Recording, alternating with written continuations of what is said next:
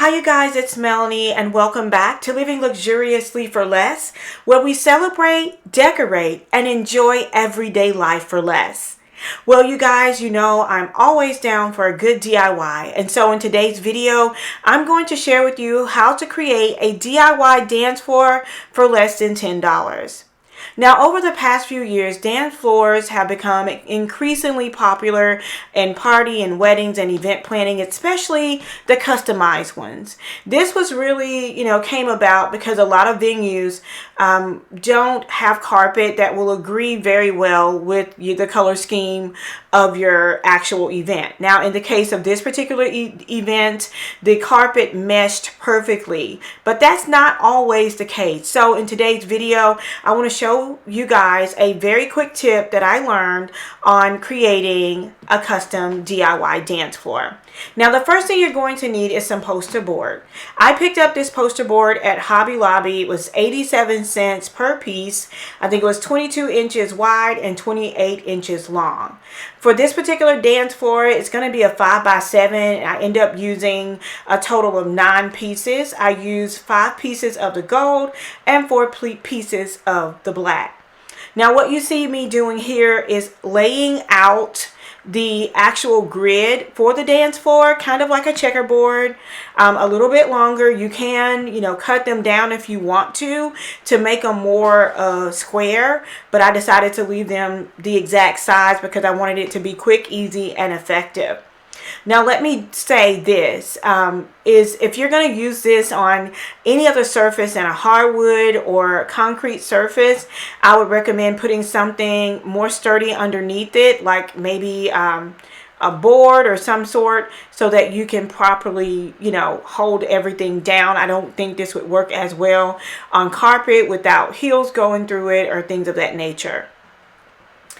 Now, next, once you get your grid all laid out the way you want it to be, the next thing you want to do is flip them all over in place so that you can tape them down from the back. And so that is what we're doing. We're just flipping each piece over, and then we're going to tape them all down using some Scotch packing tape.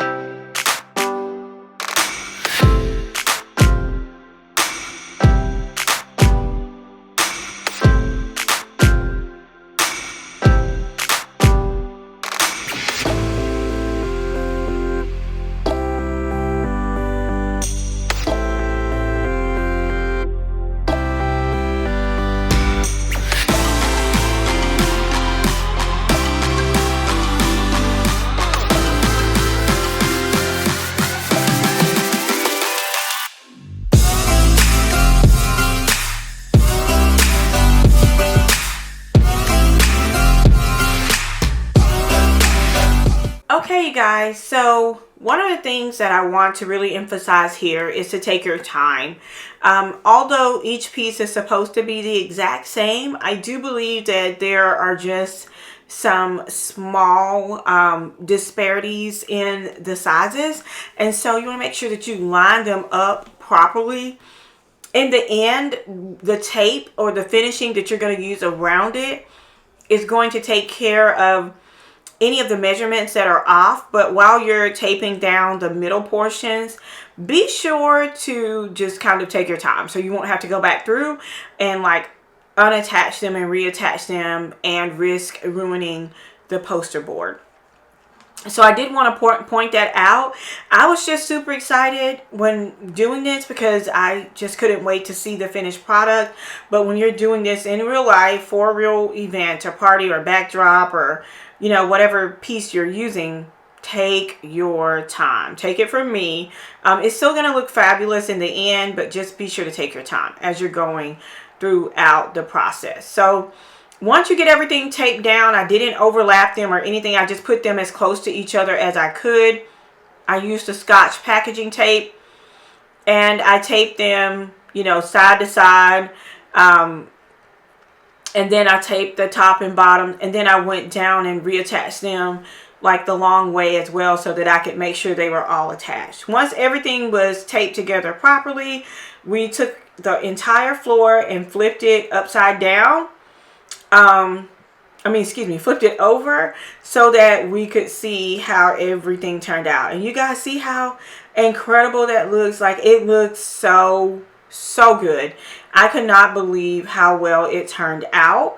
And then once we got the floor all put together, I wanted to go through and tape it down. Now, if you're going to be taping to like hardwood or something where you can risk ruining the actual floor or leaving some type of residue from the tape, you want to make sure you use close to like a painter's tape or an art tape of some sort, so you don't have to worry about leaving some type of residue behind.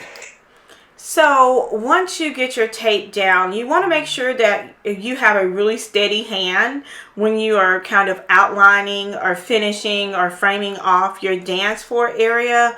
Make sure you have an extremely steady hand when you're doing it, because you don't want it to get off center. So just kind of take your time, have one person to roll and one person to lay it down straight, so that you can have as close to a straight line as possible. Now, if you are really finicky about this sort of thing, I would recommend using a ruler or some type of measuring tape so that you can make sure that everything stays in line.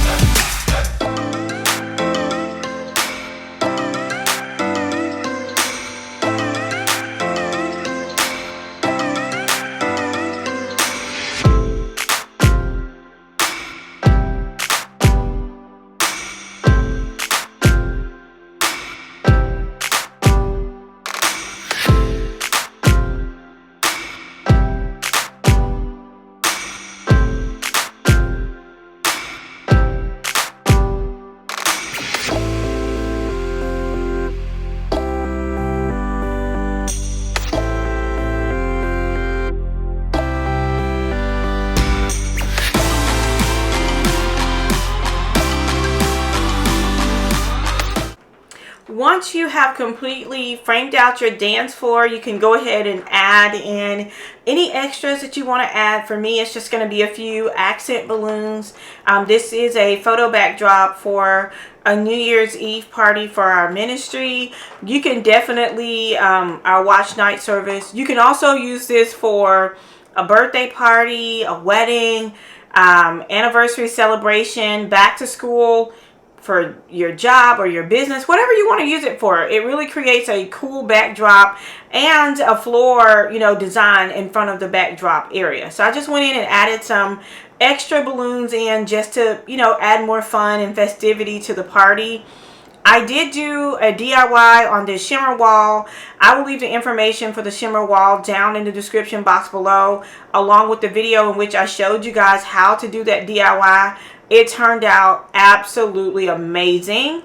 I also went through a lot of these items on Amazon, so I will link that video down below as well. Here are the final results.